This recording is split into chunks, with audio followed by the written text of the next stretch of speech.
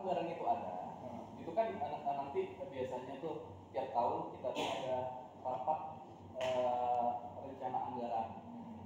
Rencana anggaran di 2024 adalah kita rencananya penambahan visi, ada penambahan lokal, ada pembangunan masjid. Nah itu sudah kita bahas dulu di awal. Nah nanti ya yayasan ngecek tuh, oh rencananya tahun ini. Kalaupun ada anggaran yang masuk, selama masih dalam cakupan rancangan anggaran yang kita sepakati, aman, nggak apa-apa. Beda halnya, kalau misalnya nih di rancangan anggaran itu tidak ada untuk bangun fasilitas klinik, misalnya. Tiba-tiba mau pengadaan klinik, nah itu harus pengajuan dulu tuh. Maka termasuk kategori yang kita udah musyawarahkan tadi. Iya, itu pertama yang dilihat itu penting, sejauh mana kepentingannya. Yang kedua, memungkinkan nggak, manfaatnya sejauh mana. Jadi kita musyawarah lagi kan. Di luar kesepakatannya tadi. Di luar kesepakatan rencana anggaran tadi kan gitu kan. Intinya program yang di luar. Gitu. Nah, anggaran yang sudah disepakati itu nanti dua, bisa dari yayasan yang bantu ngisi anggarannya. Jadi yayasan ini nyari ini juga nih, nyari anggaran kan.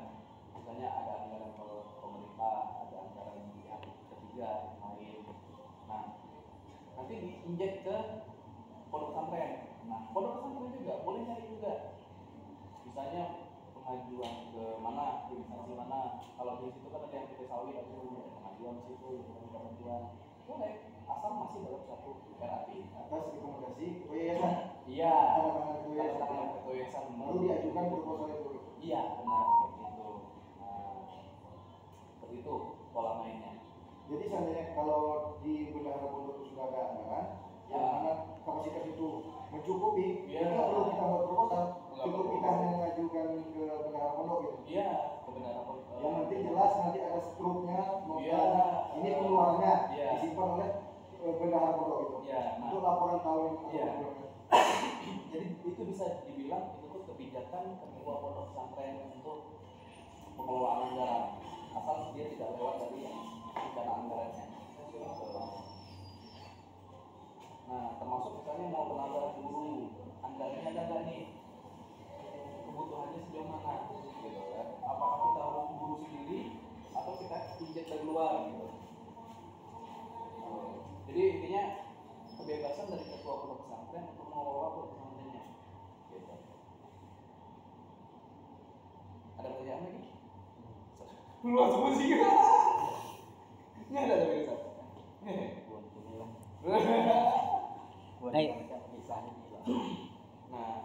Nah, sekarang langsung kita putuskan nih. Kemarin kan rekomendasi untuk ketua pondok pesantren ini kan dari Ustaz Komedi ya. Sanggup nggak nih? Enggak.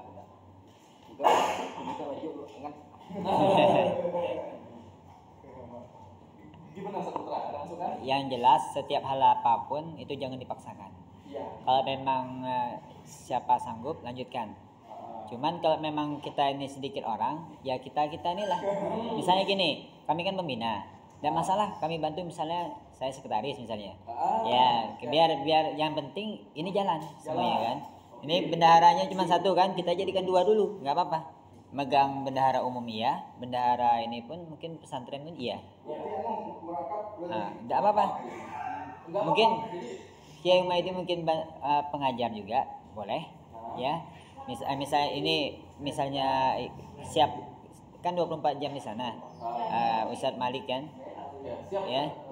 Nah, jadi biar kita jadikan, kalau saya sih ini ya, kalau memang dia siap, biar dia ke ini ya. Saya siap di sana, tapi kena ngeliat kondisinya seperti itu kan. Jadi kita tuh nggak perlu lagi membangun lokal ataupun asrama untuk murid. Cukup yang rumah panggung tuh, atasnya itu kita jadikan musola ataupun bawahnya itu. Kemudian kalau seandainya yang bawahnya musola, atas itu untuk asrama mereka. Nah, kalau itu kita kasih kebebasan dari ketua pondok pesantren untuk mengelolanya, efektivitasnya seperti apa gitu. Jadi yayasan itu hanya sekedar ngawasin operasionalnya udah lancar.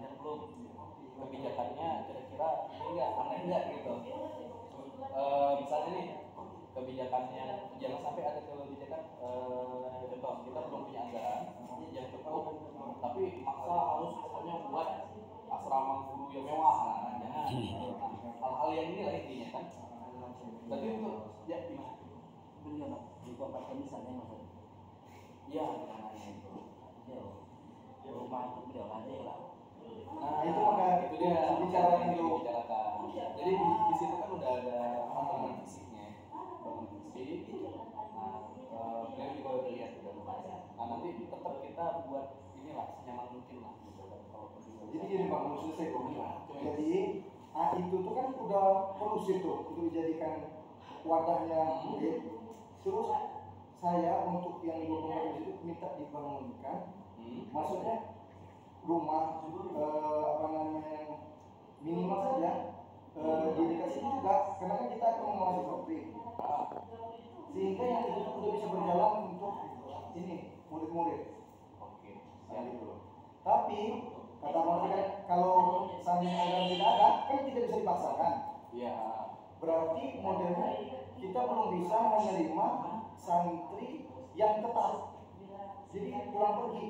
Kemudian untuk ustadznya dicari rumah kontrakan ke situ berarti. Untuk kalau nggak bisa dipaksakan ya kan kena anggaran. Nah, gimana menurut Abang pikir saya? Nah, itu kan banyak opsi ya. Banyak opsi. Atau juga ibaratnya masih lihat anggaran kita seperti apa. Kalau tetap kita pikir lah ya, misalnya itu tuh. Nah, karena kan ibaratnya tuh untuk yang diam di situ kan butuh privasi ya. Apalagi kalau udah keluarga, mustahil istri juga terekspos sama. Ya, kan? Itulah makanya saya sampaikan ke Abang sebagai ketua yayasan. Maksudnya saya ajak pikir. Ini kan maksudnya saya ajak pikir bagaimana solusinya. Akan gitu kan? Untuk kita yang 24 jam di situ menemani santri kan. Itu tuh bisa banyak macam lah. Intinya kita di awal ini kita tuh fokuskan ke pemberkasan sama untuk penerimaan siswa. Karena kalau setidaknya kalau udah dan ada dana yang masuk itu kalau untuk sekedar tempat tinggal sederhana ya. Kalau bisa biarpun Nggak perlu mewah, sederhana tapi tutup dan anu kan. biarpun nanti Inilah kondusif lah untuk berkeluarga.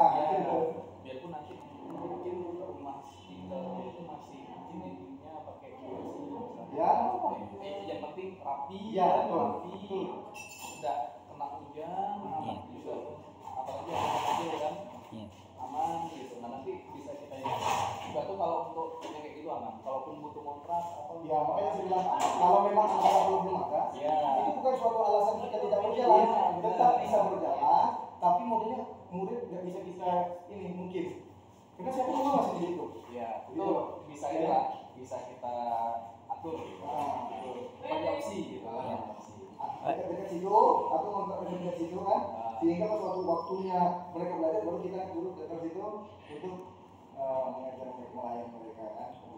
Cuman ada tambahan lagi, Ustaz Didin, rencananya target saya besok itu menyelesaikan surat wakaf yang ada di belakang Stein. Itu karena untuk yang wakaf di daerah Payapaya Benua itu kan belum ada surat. Dan beliau pun kalau memang sudah ada santri baru ngasih surat tersebut. Maka dari itu untuk mempercepat bantuan itu masuk ke kita, salah satu target saya kalau surat wakaf itu yang punya saya sudah ada, saya akan bikin surat IMB-nya, izin mendirikan bangunan. Kemudian baru nanti saya kerahkan sekretaris, misalnya entah siapa sekretarisnya dipilih, itu nanti kita bikin proposal, segera kita ajukan ke provinsi. Itu udah ditunggu juga. Ya, terus ke BSI juga. Ya, artinya walaupun nanti dananya masuk untuk lahan yang di belakang Stein, itu bisa kita alihkan di daerah Payapaya Benua. Begitu. Nah, untuk sekretaris pondok pesantren, saya minta Ustaz Putra gimana? Kok saya siap-siap aja, insya Allah. Karena kita ini gimana ininya baiknya kan, jangan dipermasalahkan. Karena ya gimana ini berjalan. Kita harus cepat melangkah gitu. Erwanda ya. Jadi beliau ini bendahara pondok kan ya? Iya bendahara Guru anak B apa anak Aji Maria? Nanti anak Maria. kita. Iya, benar. Barakallah yang ngasih lah. Aji apa Mari? Yang ngasih tanah Mari. Itu Aji Edo. kan anak BH. Oh, betul aku. Nggak ada anak buah ini manajer semua sini. Jadi pengawas kalian ya. Karena aku banyak pengibatan lah. Iya. kalau bisa ngomongnya Rangkap ya. karena gini ya. Gajinya rangkap juga ini kalau memang gaji. Dia tadi udah mengawas. Iya. Karena kalau bisa ya, kenapa itu tuh kayak yang punya tanah kita masukkan ke ini karena secara giroh ya, dia udah semangat gitu kan. Bapak juga pasti kan dengan kegiatan pesantren ini kan pasti punya semangat tersendiri. Kalau bisa kita masukkan biarpun sebagai pengawas beliau seenggaknya ya bisa datang ke pesantren. Iya.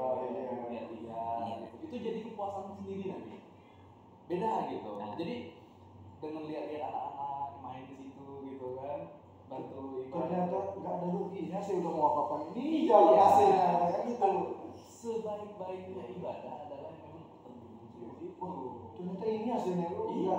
Tambah semangat lagi dia. Tambah semangat. Nambah lagi. Nambah lagi. Itu juga udah puas tuh. Enggak kan eksekusi kan jadi itu jadinya kan. Iya. Nah, Ustaz Humedi, ini kan untuk ketua pondok pesantren. Kali kan ke Ustaz Maliki sekretaris Ustaz Erwan sebagai Bendahara. Nah, Ustaz, kalau saya minta jadi tim pengajar gimana? Jadi sumbangsi ilmunya. Ah, boleh. Itu penting tuh soalnya. Nah, Memang itu tujuannya kita kan. Iya. Iya. Karena Nomor itu satu tuh penting. habis. Itu nomor satu. Paling gimana teknisnya nanti untuk Ustaz Medi karena kan ada kesibukan lain juga ya. Nah, jadi intinya ini saya masukin. Udah lama lah kalau video. Spesial. Sama-sama habis kan barakallah. Dua habis kita. Iya. Beliau ini kuat kecil-kecil tau, akhirnya beliau memang mondok. Nah, Beliau kan ini merlang gitu kan. Kalau aku kan Tenggoro kan. nah nanti di bawah Ustaz Humaydi ini, jadi harapannya gini. Nanti kan dari pondok pesantren berdiskusi itu kurikulumnya detailnya mau seperti apa. Nah nanti mungkin kalau Ustaz Erwan kan lebih ke masalah keuangan ya, masalah keuangan kita cari jadwal, kita bahas masalah